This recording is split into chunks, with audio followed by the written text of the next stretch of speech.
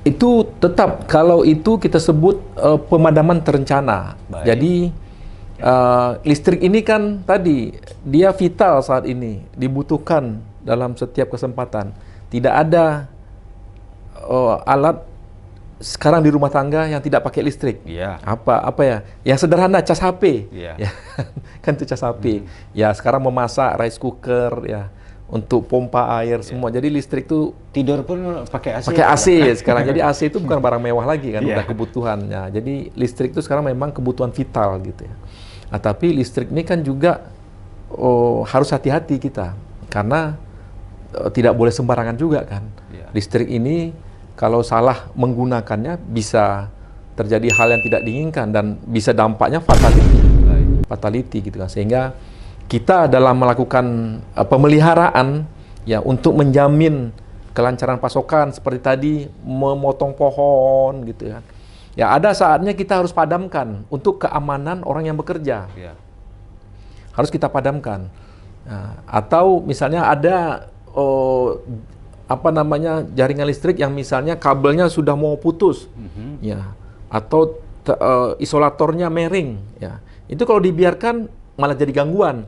Jadi sebelum gangguan kita perbaiki. Nah, tapi perbaikinya memang butuh padam. Nah, itu kita padamkan. Nah, tapi itu biasanya kita umumkan. Tanggal sekian, biasanya hari libur itu kami. Iya. Hari libur tanggal sekian, jam sekian sampai jam sekian kita padamkan untuk kegiatan pemeliharaan terencana. Nah, kalau yang padam yang tadi saya sebutkan di awal, itu memang padam tidak terencana. Iya. Kami pun tidak menginginkan padam. Gitu ya. Jadi, wah ini orang PLN senang nih, padam listrik. Wah, padam macam-macam lah ya. Tapi kami pun tidak menginginkan padam. Malah sakit ule, Pak. Sakit, sakit kepala, sakit ule itu. Kalau udah listrik. Kami pun malam-malam kalau padam kami harus cari kemana sumber Mana padam. sumber padam? Iya. Baik. Betul. Baik Bapak, seperti yang Bapak sampaikan tadi bahwa ekspektasi masyarakat itu tidak pernah puas terhadap PLN.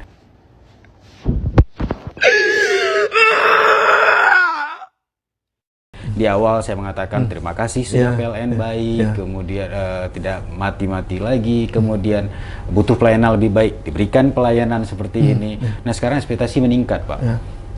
Sudah pelayanan baik, listrik nggak mati, tapi biaya ini gimana cara lebih murah jadi apa kan? Listrik jangan pemakaian tinggi, tapi jangan mahal juga bayarnya. Saya membaca berapa waktu lalu tentang energi baru terbarukan yang membuat listrik bisa lebih murah, ya, potensi bisa lebih murah. Ini apa yang dimaksud dengan energi baru terbarukan ini, Bapak? Ya, pertama ini soal harus dibedakan ya, soal listrik, soal biaya yang dikeluarkan oleh pelanggan. Iya. Nah, ini nanti apa kaitannya dengan energi baru terbarukan? Nah, yang pertama yang harus dipahami oleh masyarakat, oleh elektrizen ya. Iya, elektrizen ini kan netizen yang menikmati listrik lah gitu. Ya, masyarakat yang menikmati listrik. Bahwa listrik itu dibayar oleh pelanggan, dasarnya adalah tarif dasar listrik yang ditentukan oleh pemerintah dengan persetujuan DPR. Oke. Ya, jadi kalau tarif dasar listrik itu bukan PLN yang menentukan. Baik. PLN hanya pelakunya saja, pelaku pelaksana kegiatan di kelistrikan ini. Tapi tarif itu ditentukan oleh pemerintah dengan persetujuan DPR. Iya. Nah, jadi kami manut saja, tarif listrik tidak naik, kami tidak bisa protes. Seperti harga BBM juga ya Pak? Ya, tarif listrik naik, ya kami harus ngikutin pemerintah. Tarif listrik turun, ya kami ngikutin pemerintah. Kami tidak punya kewenangan untuk mengubah tarif dasar listrik itu. Itu adalah kewenangan pemerintah dengan persetujuan DPR. Iya. Nah, jadi mahal murahnya pembayaran listrik ya kepada PLN memang tergantung kepada pemakaian. Iya.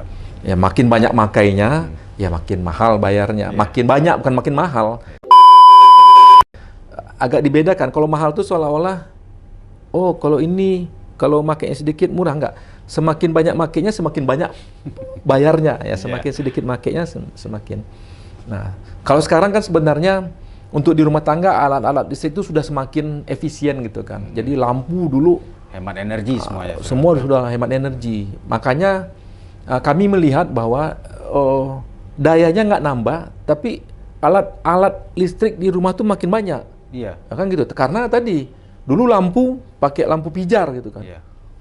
Sekian 40 watt yang 40 watt. Kalau sekarang LED itu terangnya sama dengan 40 watt tapi dayanya cuma 5 watt, setara 5 watt. Nah, itu kemudian lampu banyak tapi kemudian bisa dipakai oleh sisanya bisa dipakai untuk alat listrik lainnya seperti AC, pompa, rice cooker dan lain-lain. Iya. Nah, jadi soal bayarnya banyak atau sedikit itu memang berkaitan erat dengan banyak makai atau tidak ya, atau sedikit makainya di kita masing-masing. Iya, baik, tergantung balik ke kita. Tergantung ke pemakaian. Nah, kalau bicara energi baru terbarukan, iya.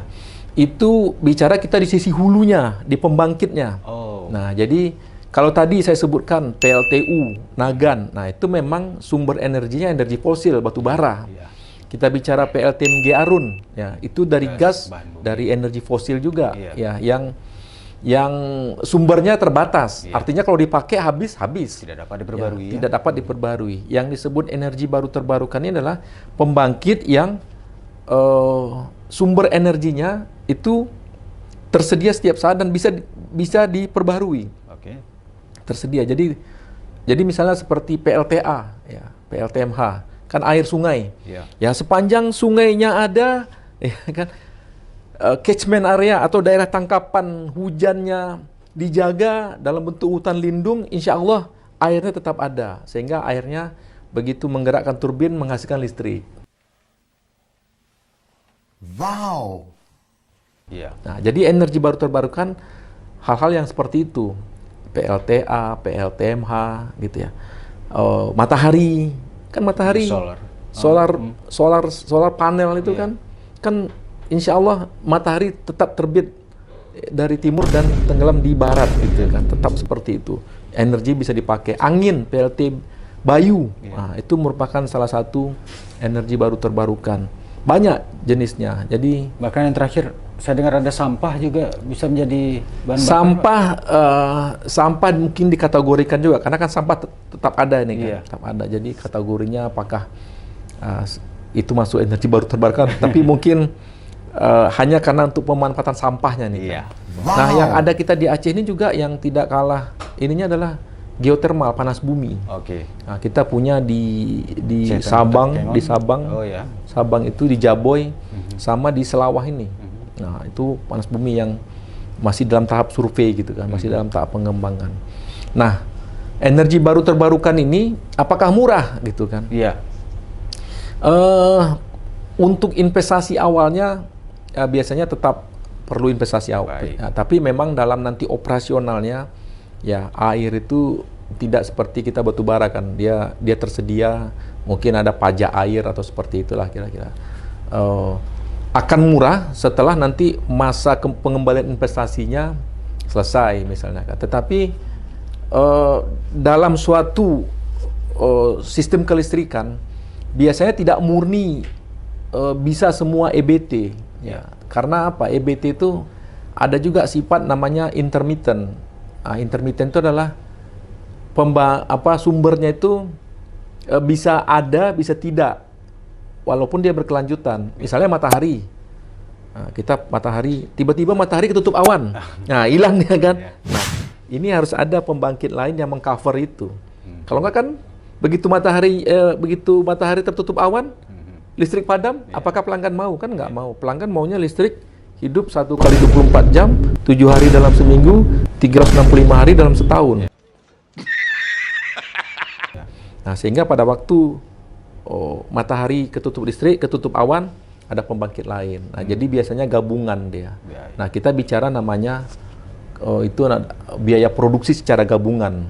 Ya.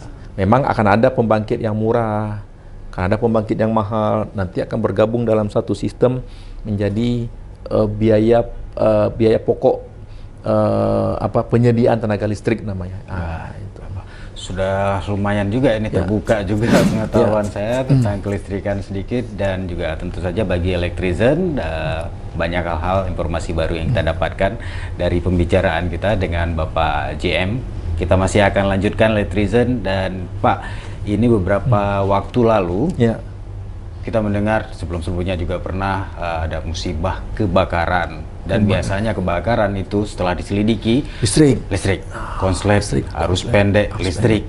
Bahkan sayangnya saat kejadian baru terjadi, pihak berwajib belum mengumumkan penyebab kebakaran, masyarakat sudah menyatakan wah, arus pendek ini, listrik ini, listrik sering menjadi kambing hitam.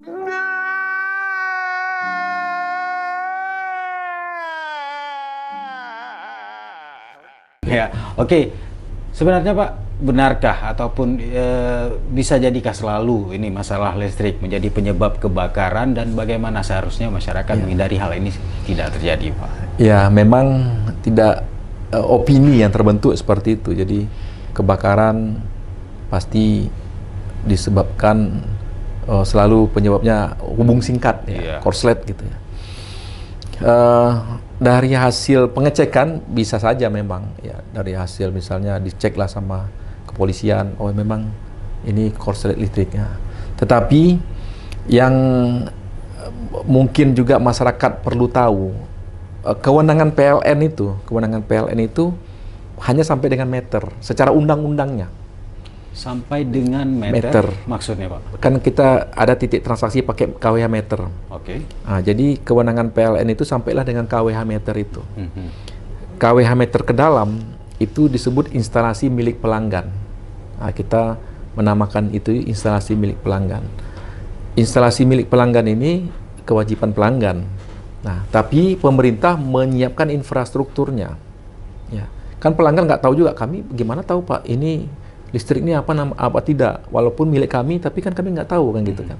Nah, pemerintah menyiapkan infrastrukturnya. Ada lembaga inspeksi teknik, namanya inspeksi teknik. Tujuannya itu adalah badan non-profit.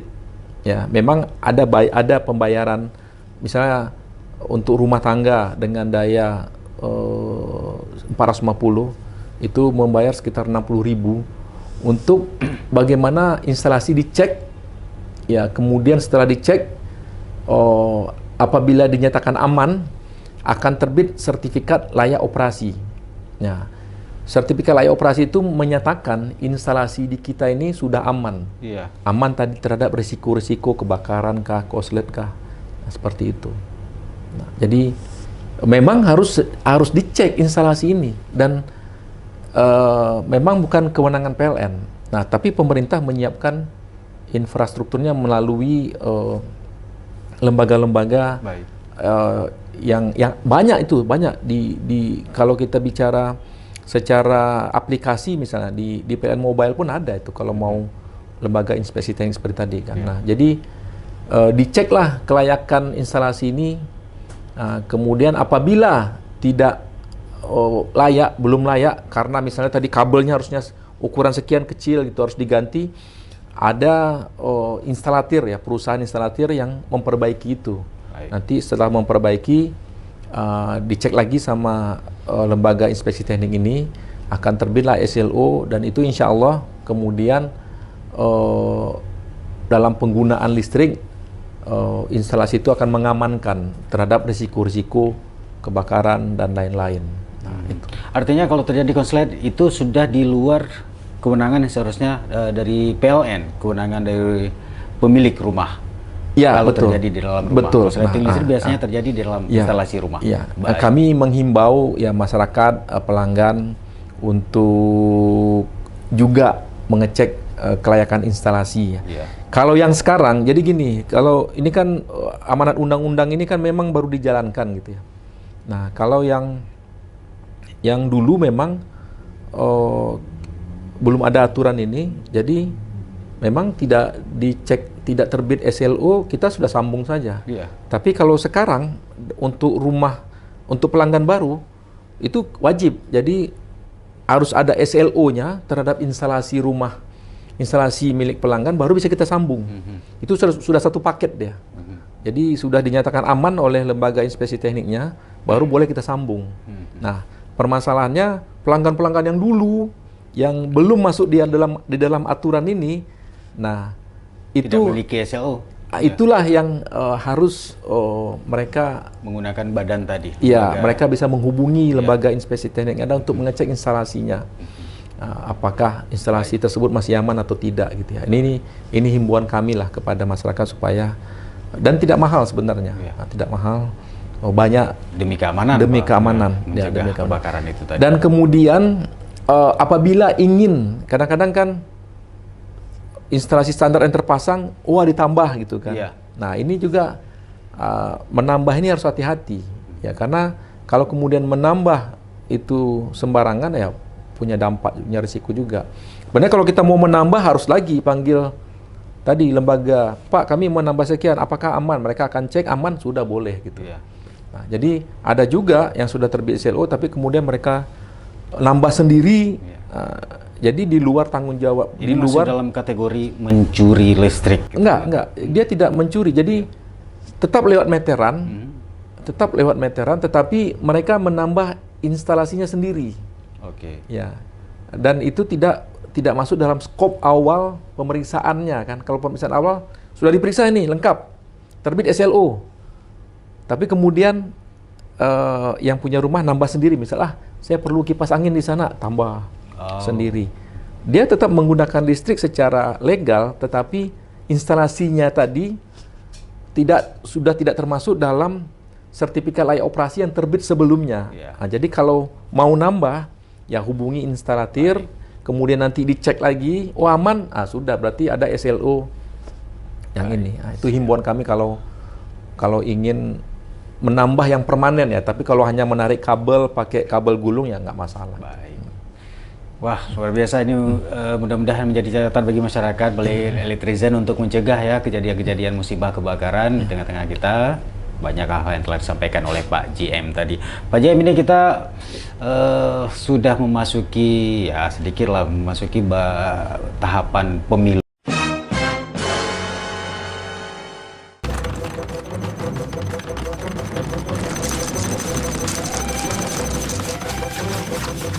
Pemilu ya, tahapan pemilu juga kita dihadapkan ke depan dengan PON ya, Aceh Sumut. Nah itu kan tidak lepas juga kebutuhan banyak aktivitas kegiatan yang mungkin dilakukan di malam hari, pakai olahraga. Nah kesiapan PLN Aceh untuk mendukung suksesnya dua event ini, Pak? Ya, kami sebenarnya secara unit yang melayani masyarakat gitu, unit sebenarnya tidak melihat setiap event, karena tadi masyarakat itu butuh listrik setiap saat kan. Jadi kami tidak melihat adanya event pemilu, adanya PON, ada apa. Intinya kami harus siap setiap saat. Harus setiap saat. Tapi memang dalam hal-hal khusus ya kesiapan kami agak lebih tinggi gitu ya, lebih tinggi. Contohnya dalam hari besar keagamaan, biasanya kita apel kan untuk merefresh teman-teman supaya nanti di tengah hari besar keagamaan tidak terjadi hal-hal yang tidak diinginkan. Itu kita refresh. Demikian juga dalam konteks kita pemilu, kita juga teman-teman di refresh, diingatkan ya, kita melayani lokasi-lokasi mana yang perlu kita backup. Ya, misalnya seperti KPU. Ya kan, perlu kita backup. Nah, nanti TPS misalnya kan, seperti apa nanti kan. Kalau tidak semua bisa juga kita backup secara ini, mungkin tempat-tempat tertentu di backup seperti itu. Nah itu yang pemilu. Artinya saat ini berjalan, yang musim kampanye berjalan, ya kita semaksimal mungkin di setiap lokasi kampanye siapapun ya kan, kami tidak ke mana-mana, kami melayani semua. Nah, jadi kita layani semua, di mana yang butuh kita siapkan. Nah itu kalau untuk masa pemilu. Nah kalau bicara PON 2024, nah kami pun memang tengah mempersiapkan juga ya. Jadi bukan rencana, ini sudah ditetapkan bahwa akan ada di Long Raya. Ya, jadi stadion kami perkuat. Ya, suplainya mungkin kami tambah.